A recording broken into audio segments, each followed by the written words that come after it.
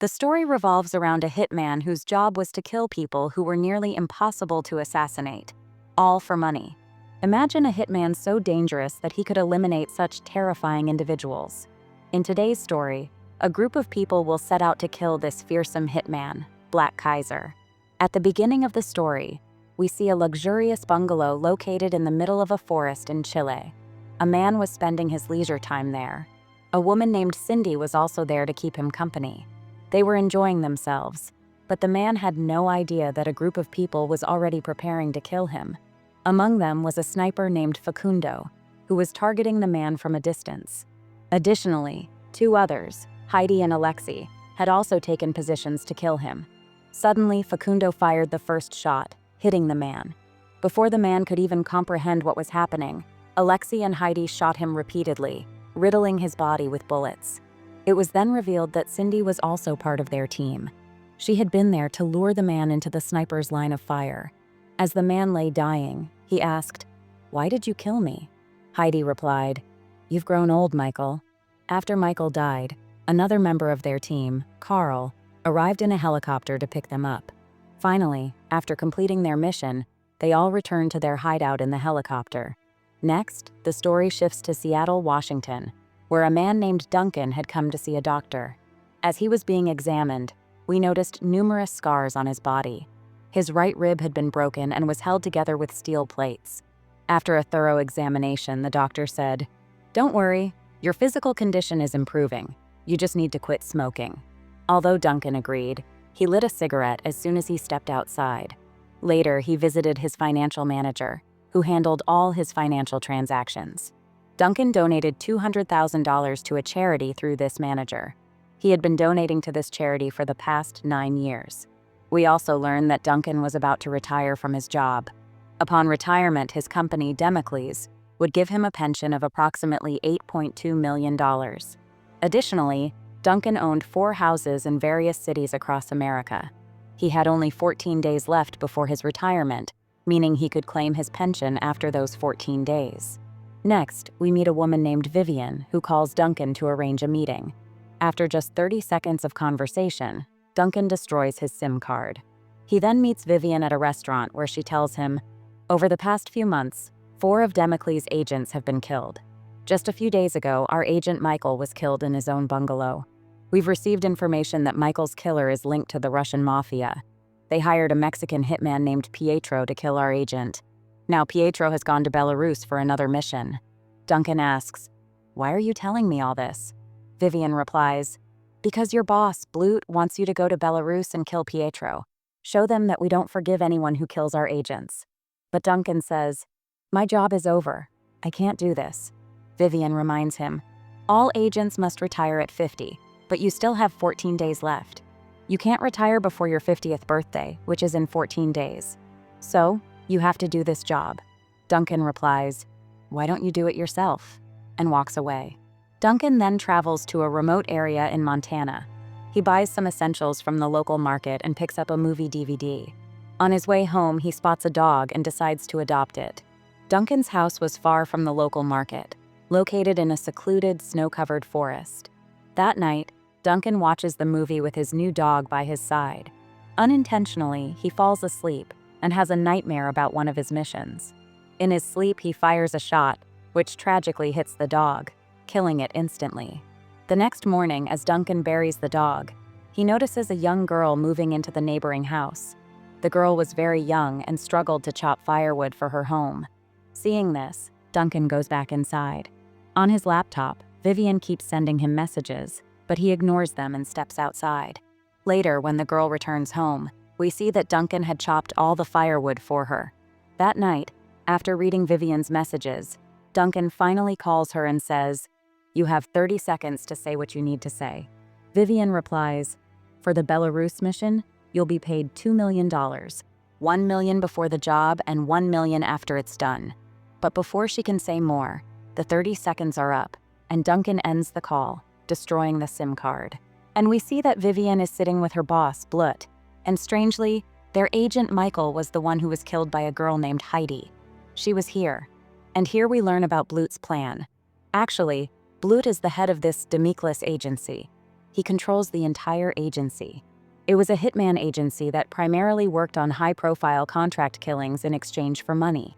But the agency had a rule that after 50 years, each agent had to retire, and at the time of retirement, they would be given a large sum as a pension. Blut was sending Duncan to Belarus so that he could kill him there because if Duncan died, they wouldn't have to pay him such a large pension. But hearing these plans, Vivian gets quite scared because she knew Duncan was a very dangerous hitman, known for his brutality, and given the name Black Kaiser.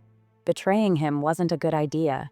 Meanwhile, Duncan, without informing his agency, heads to Belarus. On the way, he again has the same nightmare. When he wakes up, he arrives in Belarus and meets his acquaintance, a girl named Rosina. He then makes a plan to kill Pietro and sends Rosina to the hotel where Pietro was staying. Rosina calls the hotel help desk and says her door is stuck. So the hotel staff brings a mechanic to open the door, and that mechanic was Duncan. He uses a drill machine to make loud noises while opening the lock. Meanwhile, Pietro, disturbed by the noise, comes out of his room. Duncan immediately attacks him, pinning him to the wall, and then kills some of Pietro's associates. However, when Duncan enters Pietro's room, he finds that the file with his name was given to Pietro. This means Duncan realizes that while he was sent to kill Pietro, someone else had hired him to kill Duncan instead. So he goes outside and asks, "Who gave you the contract to kill me?" But Pietro didn't know who had given him the job, as the deal was made on the dark web, keeping everyone's identity hidden. So Duncan immediately kills Pietro. Afterward, he calls Vivian and says, "I agree with the job you mentioned. Send me $1 million first." Vivian sends the money right away. Then Duncan calls again and says, "The job is done. I'm sending you the pictures. Send the remaining $1 million within 24 hours. Upon hearing this, Vivian feels like the sky is falling on her. Meanwhile, Duncan safely takes Rosina out of the hotel, and, as a reward for helping him in such a dangerous job, he gifts her nearly $100,000.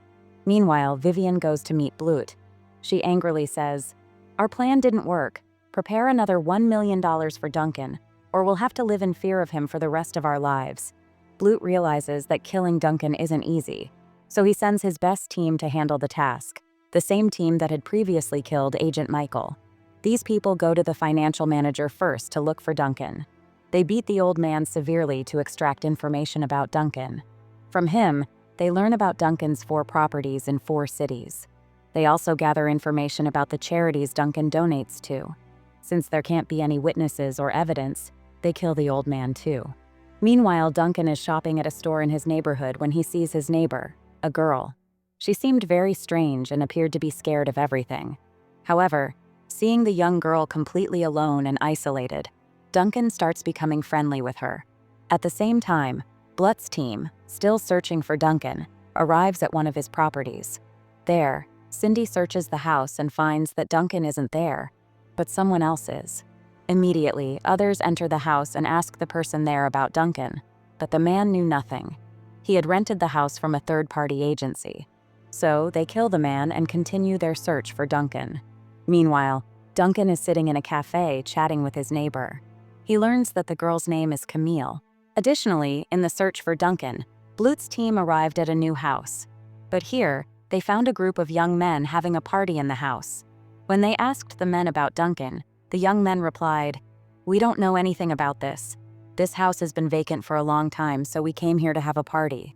In other words, they couldn't find Duncan here either, so they killed all the men and left for a new destination. However, Duncan wasn't there either, so they killed a man in that house as well. Meanwhile, Camille had gone out to do photography in this snowy area.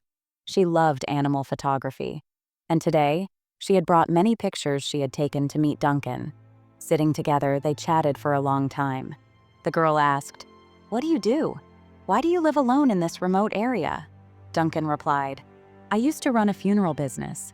When Americans would die while traveling or on business in various countries, I would bring their bodies back to their home countries and take care of their funerals. But now I've retired. I have no family, so I live alone." Upon hearing this, Camille asked, "How many countries have you been to?" Duncan replied, 99. Then, the girl said, "You could open a school in this area where you teach kids about different countries and inspire them to travel the world." Duncan really liked the idea. Meanwhile, Blutz's killer group had arrived to search Duncan's last house. Again, they didn't find any information about Duncan because this house was occupied by a large man.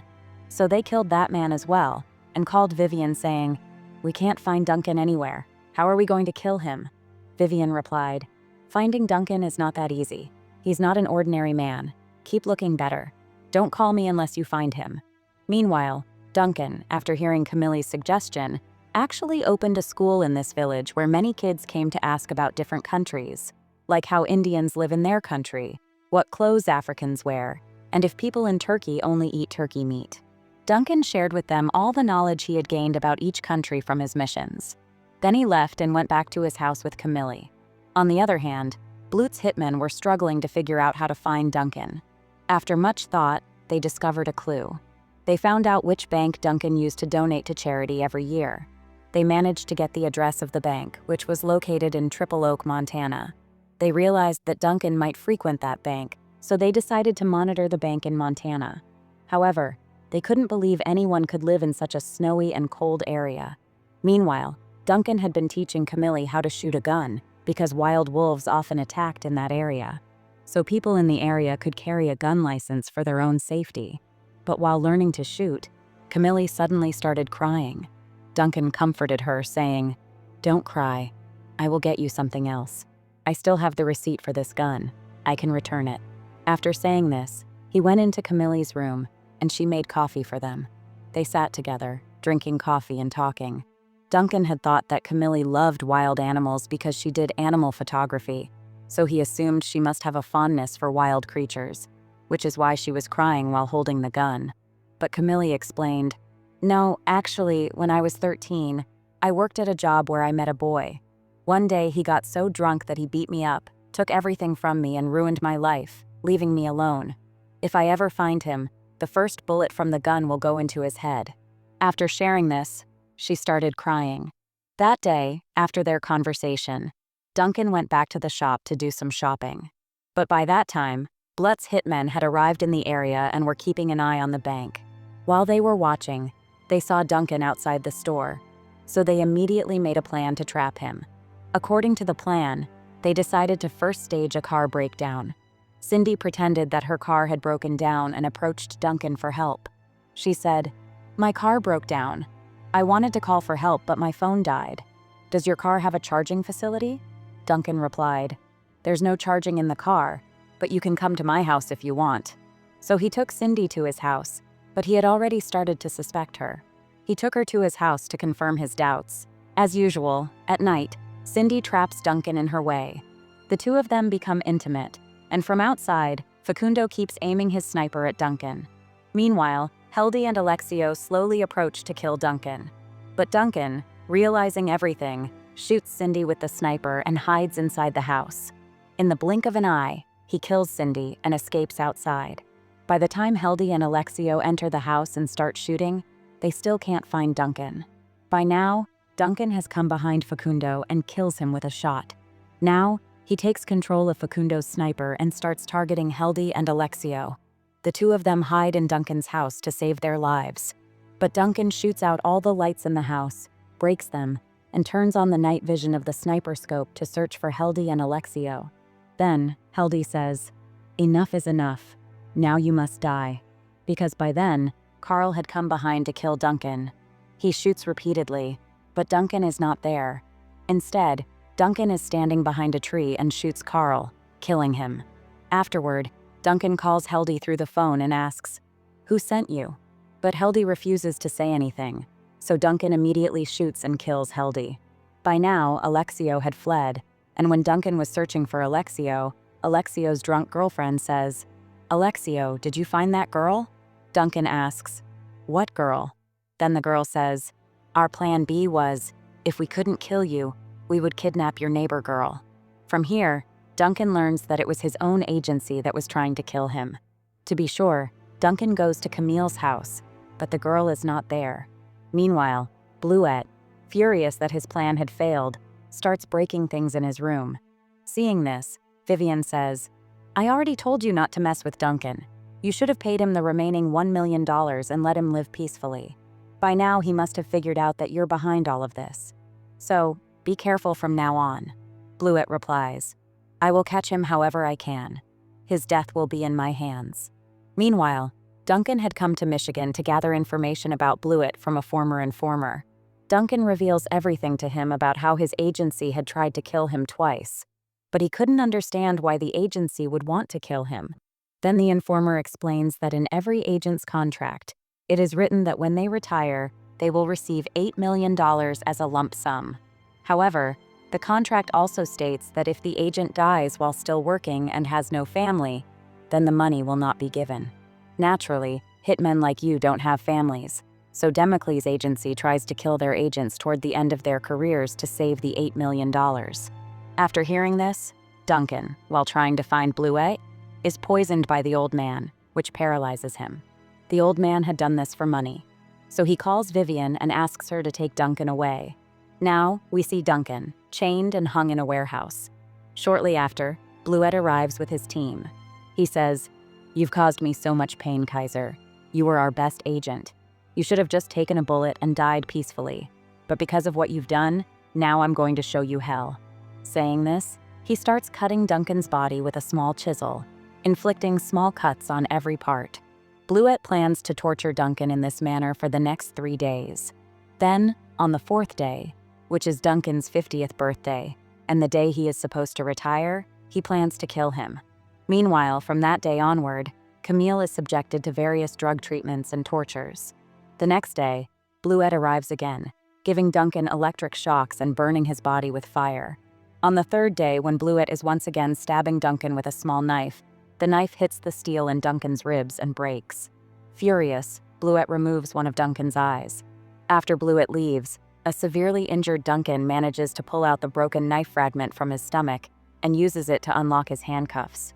The next day, when Blewett came to torture Duncan again, Duncan attacked Blewett's guards. He kept defeating them one after another, and seeing this, Blewett became scared and quickly fled to a safe place. A fierce battle started between Duncan and Blewett's guards. Although Duncan managed to defeat all the guards, he was shot in the leg during the fight. On one hand, Camilla was being tortured in the house, while on the other hand, the injured Duncan somehow managed to escape and reached a friend's house. He first called Vivian and told her, I want to make a deal with you. Kill me, but spare Camilla. Hearing this, Blewett was shocked, wondering what was so special about that girl. So, he planned that if he could catch Duncan, he would kill both Duncan and Camilla. Meanwhile, Duncan started preparing to destroy Blewett's entire empire. Despite his weakened state, Duncan continued to have recurring nightmares. Finally, when Duncan regained consciousness, he found himself completely bandaged. After 2 days of high-dose painkillers, Duncan regained some health. As soon as he was better, he went to his weapons storage. Actually, it was his friend who had been looking after his huge arsenal. Today, with her help, Duncan started taking some high-tech weapons to destroy Blewett. He went to his weapons room and set everything up. Then, he deliberately called Vivian and said, I will go to the metro station tomorrow. You bring Camilla and take me with you after sparing her. He intentionally kept talking longer because he knew Vivian would track his location. And sure enough, Vivian, thinking Duncan might make a move tomorrow, tracked his location and went to his weapons storage to capture him. Duncan acted as if he had made a lot of mistakes while talking. And seeing this, Vivian said, Enough, Duncan. Your back is against the wall. You've become truly old. You spoke to me for 47 seconds. Duncan replied, Look, I've worked with you for so long, so I want to give you one last chance. Escape from here. Vivian thought Duncan had gone mad, so she sent her guards to capture him. But at that moment, Duncan used a hand gesture to activate automated machine guns. Within seconds, a barrage of bullets started. All the guards, along with Vivian, were killed. And watching all this live, Blewett became so terrified that he called his guards to provide protection. By the time several guards arrived to secure Blewett, they saw on the CCTV that Duncan had arrived in front of their house. Immediately, the guards, fearing what Duncan might do next, fled, leaving Blewett behind. Once all the guards had fled, Blewett was left alone, and his fear escalated. At that moment, Duncan entered the room. He swiftly decapitated Blewett with one strike. Then, he rescued the injured Camilla, who had been left in the room, and took her to his home. Duncan spent the next 3 days taking care of Camilla. Then, one day, when Duncan entered Camilla's personal room, he discovered that Camilla had actually come to kill him. Here, we learn that Duncan's recurring nightmare was based on an event from 9 years ago, where he had gone on a killing mission and murdered an entire family.